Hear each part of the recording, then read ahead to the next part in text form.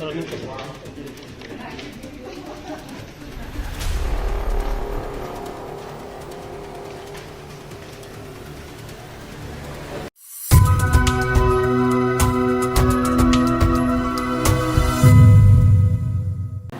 ശിവകുമാറിന്റെ ഔദ്യോഗിക ഫേസ്ബുക്ക് പേജിൽ ഒരു ചിത്രം വരുന്നു. മണിക്കൂറുകൾക്ക് മുൻപ് ഒരു ചിത്രം അതിൽ വരികയാണ്.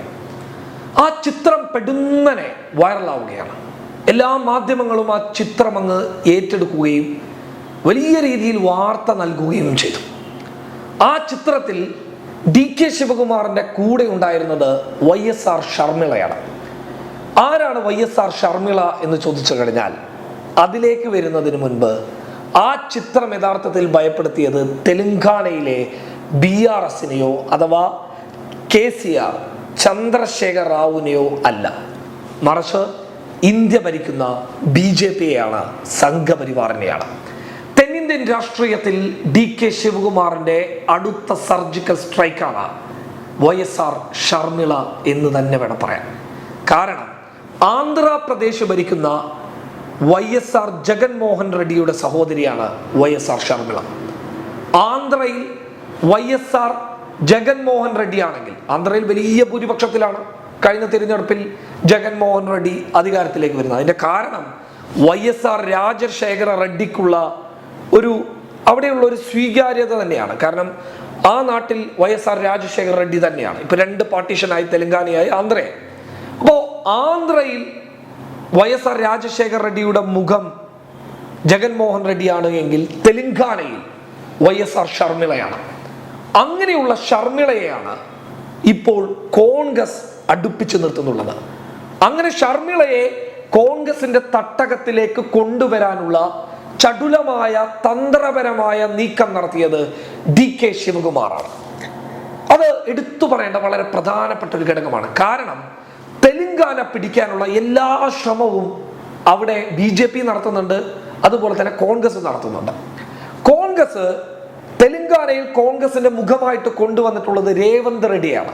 രേവന്ത് റെഡ്ഡി തെലങ്കാനയിലെ എല്ലാ ജനങ്ങൾക്കും സ്വീകാര്യനായിട്ടുള്ള ഒരു നേതാവാണ്. അയാൾ വലിയ രീതിയിലുള്ള ഒരു പ്രചരണം അവിടെ കോൺഗ്രസിന് വേണ്ടിയിട്ട് നടത്തുന്നുണ്ട്.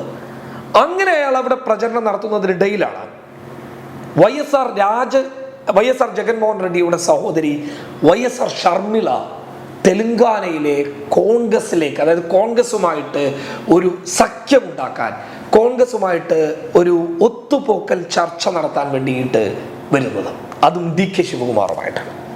ഇത് വലിയൊരു നീക്കമാണ്. ഇന്ത്യൻ രാഷ്ട്രീയത്തിൽ തന്നെ ചിലപ്പോൾ കോൺഗ്രസിന് അടുത്ത വരുന്ന തിരഞ്ഞെടുപ്പിൽ, ലോക്സഭാ തിരഞ്ഞെടുപ്പിൽ വ്യക്തമായ ഒരു സീറ്റ് ഉണ്ടാക്കിയെടുക്കാൻ, ദക്ഷിണേന്ത്യയിൽ നിന്ന് വ്യക്തമായ ഒരു സീറ്റ് കോൺഗ്രസിന് ഉണ്ടാക്കിയെടുക്കാൻ സാധ്യതയുള്ള ഒരു വലിയ നീക്കമാണ്. YSR ഷർമിളയുടെ പാർട്ടിയുണ്ട്, YSRTP. യഥാർത്ഥത്തിൽ ഈ അടുത്ത കാലത്താണ് വന്ന്, അത് 2 വർഷമേ ആയിട്ടുള്ളൂ ആ പാർട്ടി രൂപീകരിച്ചിട്ട്. ആ പാർട്ടി രൂപീകരിച്ചതിന് പിന്നാലെ YSR ഷർമിളക്ക് തെലങ്കാനയിൽ വലിയ ജനപിന്തുണയാണ്. YSR ഷർമിള പങ്കെടുക്കുന്ന ഓരോ യോഗത്തിലേക്കും എത്തിച്ചേർന്നത് 10,000-കണക്കിന്, ലക്ഷക്കണക്കിന് ആളുകളാണ്. ചുരുക്കി പറഞ്ഞു കഴിഞ്ഞാൽ അവിടെയുള്ള ചന്ദ്രശേഖര റാവുവിനെ വെല്ലുന്ന രീതിയിലുള്ള വലിയ രീതിയിലുള്ള ഒരു ജനകീയമായിട്ടുള്ള സ്വാധീനം ഉണ്ടാക്കിയെടുക്കാൻ ചുരുങ്ങിയ സമയത്തിനുള്ളിൽ YSR ഷർമിളക്ക് സാധിച്ചിട്ടുണ്ട്. കാരണം YSR ഷർമിള ഈ പറയപ്പെടുന്നത് പോലെ ആന്ധ്രയിലെ YSR ജഗൻമോഹൻ റെഡ്ഡിയെ പോലെ തന്നെ സ്വാധീനമുള്ള അല്ലെങ്കിൽ ജനകീയ മുഖമുള്ള ഒരു നേതാവാണ്. അങ്ങനെ ചുരുക്കി പറഞ്ഞു കഴിഞ്ഞാൽ തെലങ്കാന രാഷ്ട്രീയത്തിൽ DK ശിവകുമാറിനെ വെച്ചിട്ട് ഒരു കളി കളിക്കാൻ ഹൈക്കമാൻഡ് നേരത്തെ തന്നെ തീരുമാനിച്ചിട്ടുള്ള വളരെ പ്രധാനപ്പെട്ട ഒരു കാര്യമാണ്. തെലങ്കാനയുടെ ചുമതലയും കൂടി DK ശിവകുമാറിന് നൽകണം എന്നുള്ളത്. കാരണം DK ശിവകുമാറിന് തെലങ്കാനയിൽ വ്യക്തമായ സ്വാധീനമുണ്ട്. വ്യക്തമായ സ്വാധീനം എന്താണെന്ന് വെച്ച് കഴിഞ്ഞാൽ അവിടെയുള്ള എല്ലാ രാഷ്ട്രീയ പാർട്ടിയിലെ നേതാക്കന്മാരുമായിട്ട് വലിയ ബന്ധം വെച്ച് പുലർത്തുന്ന ആളാണ് DK ശിവകുമാർ. അപ്പൊ അങ്ങനെ ഇരിക്കുമ്പോൾ DK ശിവകുമാറിന് മുഖ്യമന്ത്രി സ്ഥാനം കൊടുത്തു കഴിഞ്ഞാൽ തെലങ്കാന രാഷ്ട്രീയത്തിലേക്കുള്ള കോൺഗ്രസിന്റെ കടന്നുവരൽ, കോൺഗ്രസ് തെലങ്കാന പിടിക്കാനുള്ള എല്ലാ ശ്രമവും നടത്തുകയാണ്. അവിടെ വലിയ രീതിയിലുള്ള പ്രചരണം അഴിച്ചുവിട്ടിരിക്കുകയാണ്. അപ്പൊ അങ്ങനെ ഇരിക്കുമ്പോൾ തെലങ്കാനയിൽ DK ശിവകുമാർ ഇറങ്ങിക്കഴിഞ്ഞാൽ അത് YSR ഷർമിളയെ പോലെയുള്ള നേതാക്കന്മാർ കോൺഗ്രസുമായി ഒരു സഖ്യമുണ്ടാക്കുകയും പിന്നീട് രേവന്ത് റെഡ്ഡിയും മറ്റുള്ള ടീമും ഒക്കെ ആയി ചേർന്ന് തെലങ്കാനയിൽ ഒരു വിപ്ലവം സൃഷ്ടിക്കുക എന്നുള്ളതാണ്. ഇത് യഥാർത്ഥത്തിൽ അവിടെ ചന്ദ്രശേഖർ റാവുവിനെ സംബന്ധിച്ചിടത്തോളം ഇത് വലിയ തലവേദന ഒന്നുമല്ല. അവരെ ഒരു പ്രാദേശിക പാർട്ടിയാണ്, അവർക്ക് അത്യാവശ്യം നല്ല സ്വാധീനമുണ്ട്. പക്ഷേ തലവേദനയായി മാറുന്നത് 2024 ലോക്സഭാ തെരഞ്ഞെടുപ്പ് വരുമ്പോൾ ദക്ഷിണേന്ത്യയിൽ നിന്ന് കിട്ടാവുന്നത്രയും ലോക്സഭാ സീറ്റുകൾ കോൺഗ്രസിന്റെ പെട്ടിയിലാക്കുക എന്നുള്ളതാണ്. കിട്ടാവുന്നത്രയും ലോക്സഭാ സീറ്റുകൾ. ഇപ്പോൾ ആന്ധ്രയിലെ വൈഎസ്ആർ ജഗൻമോഹൻ റെഡ്ഡി, അയാളുമായിട്ട് കോൺഗ്രസിന് സഖ്യസാധ്യത വളരെ വളരെ കുറവാണ്. അതിന് ഒരുപാട് ചരിത്രപരമായിട്ടുള്ള ഒരുപാട് കാര്യങ്ങളുണ്ട്. വൈഎസ്ആർ രാജശേഖർ റെഡ്ഡിയുടെ മകനാണ്. പിന്നീട് മുഖ്യമന്ത്രി സ്ഥാനമൊക്കെയായി ബന്ധപ്പെട്ടിട്ട് സോണിയാഗാന്ധിയെ കാണാൻ വേണ്ടിയിട്ട് ഇവർ പോയൊരു സമയത്ത് സോണിയാഗാന്ധി ഇവരെ കാണാൻ വേണ്ടിയിട്ട് തയ്യാറാവാത്ത വിഷയങ്ങളൊക്കെ ചരിത്രപരമായിട്ടുള്ള ഒരുപാട് വിഷയങ്ങൾ അവിടെയുണ്ട്.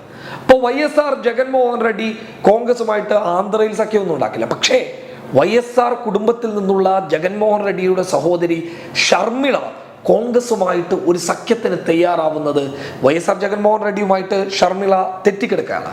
അപ്പൊ ചുരുക്കി പറഞ്ഞു കഴിഞ്ഞാൽ കോൺഗ്രസ് ആ സമയത്ത് വൈഎസ്ആർ ഷർമിളയെ ചാക്കിട്ട് പിടിച്ചു.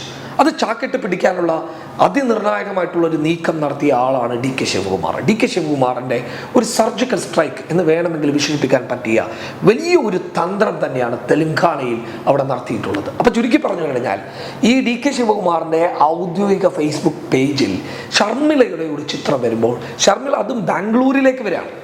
ഇപ്പൊ തെലങ്കാനയിലേക്ക് പോയിട്ട് ഈ പറയപ്പെടുന്ന ഷർമിളയെ കാണുകയല്ല, മറിച്ച് ഷർമിള തെലങ്കാനയിൽ നിന്ന് ബംഗളൂരുവിലേക്ക് ഡി കെ ശിവകുമാറിനെ കാണാൻ വേണ്ടിയിട്ട് വരികയാണ്.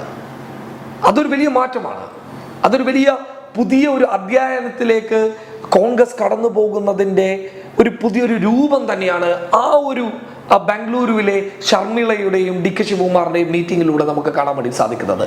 ചുരുക്കി പറഞ്ഞു കഴിഞ്ഞാൽ തെന്നിന്ത്യയുടെ ചുമതല, തെന്നിന്ത്യൻ രാഷ്ട്രീയത്തിൽ കോൺഗ്രസിനെ കർണാടകയിൽ തിരിച്ചു കൊണ്ടുവന്നതുപോലെ തെലങ്കാനയിലും ആന്ധ്രയിലും കൊണ്ടുവരണമെന്നുണ്ട് എങ്കിൽ ഒരു പൊളിറ്റിക്കൽ ഡൈനാമിക് ലീഡർ ആവശ്യമാണ്.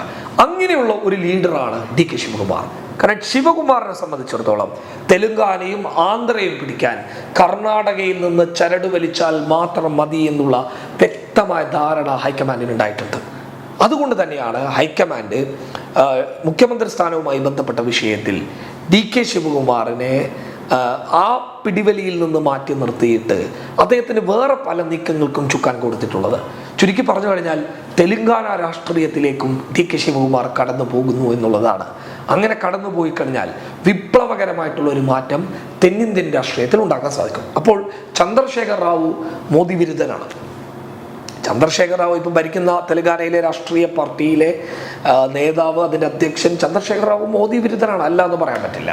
പക്ഷെ അതേസമയം കോൺഗ്രസ് വിരുദ്ധനുമാണ്. കാരണം മൂന്നാം മുന്നണി എന്നുള്ള ഒരു ആശയമാണ് ചന്ദ്രശേഖർ റാവു മുന്നിലോട്ട് വെച്ചിട്ടുള്ളത്. ചന്ദ്രശേഖർ റാവു മൂന്നാം മുന്നണി വെക്കുന്നത് കോൺഗ്രസിനെ ഒഴിവാക്കിക്കൊണ്ടാണ്. അരവിന്ദ് കെജ്രിവാളുമായിട്ടും അതുപോലെ തന്നെ സ്റ്റാലിനുമായിട്ട് ചർച്ച നടത്തിയിരുന്നു. പക്ഷെ സ്റ്റാലിൻ പാടെ ഈ നീക്കം തള്ളി. കാരണം സ്റ്റാലിൻ ചന്ദ്രശേഖർ റാവുവോട് പറഞ്ഞിട്ടുള്ളത് കോൺഗ്രസ് ഇല്ലാതെ ഒരു സഖ്യം ഞങ്ങൾ തയ്യാറല്ല എന്നുള്ളതാണ്. അതിനാൽ തന്നെ മൂന്നാം മുന്നണി എന്നുള്ള ചന്ദ്രശേഖർ റാവുവിൻ്റെ പദ്ധതി 8 നിലയിൽ പൊട്ടുകയായിരുന്നു. എന്നാൽ ചന്ദ്രശേഖർ റാവുവിൻ്റെ പാർട്ടിക്ക് വ്യക്തമായ ലോക്സഭാ സീറ്റും തെലങ്കാനയിലുണ്ട് എന്നുള്ളതാണ്. ഇതിനൊക്കെ ലക്ഷ്യം വെച്ചുകൊണ്ട് തന്നെയാണ് അവിടെ രേവന്ത് റെഡ്ഡി എന്ന് പറയുന്ന കോൺഗ്രസിൻ്റെ സംസ്ഥാന അധ്യക്ഷൻ വ്യക്തമായ യാത്ര നടത്തുന്നത്, ജനകീയമായിട്ടുള്ള ഒരു മുന്നേറ്റം നടത്തുന്നത്. അതിനിടയിലാണ് ഡി കെ ശിവകുമാർ ഷർമിള എന്ന ഒരു ഡൈനാമിക് സംഭവത്തെ എവിടത്തേക്ക് കൊണ്ടുവരുന്നത്? കോൺഗ്രസിൻ്റെ തട്ടകത്തിലേക്ക് കൊണ്ടുവരുന്നത്. ചുരുക്കി പറഞ്ഞു കഴിഞ്ഞാൽ തെലങ്കാന രാഷ്ട്രീയത്തിൽ അടുത്ത് വരുന്ന ഇപ്പോൾ 5 സംസ്ഥാനങ്ങളിലെ തിരഞ്ഞെടുപ്പ് നടക്കാൻ പോവുകയാണ്. കാരണം മധ്യപ്രദേശ്, രാജസ്ഥാൻ, ഛത്തീസ്ഗഡ്, മിസോറാം, തെലങ്കാന, ഈ 5 സംസ്ഥാനങ്ങളിലാണ് തിരഞ്ഞെടുപ്പ് നടക്കുക. ഇപ്പം തെലങ്കാനയിലും കൂടി കോൺഗ്രസിന് പിടിക്കാൻ പറ്റിക്കഴിഞ്ഞാൽ അതൊരു വലിയ മുന്നേറ്റം ഇന്ത്യൻ രാഷ്ട്രീയത്തിൽ കോൺഗ്രസിന് ഉണ്ടാക്കാൻ വേണ്ടിയിട്ട് സാധിക്കും. മാക്സിമം സീറ്റുകൾ, മാക്സിമം. ഒന്നാമത് ഈ പ്രാദേശിക പാർട്ടികളൊക്കെ 2024 തിരഞ്ഞെടുപ്പോട് കൂടിയിട്ട് അവസാനിക്കും എന്നുള്ള ഒരു റിപ്പോർട്ടുകളുണ്ട്.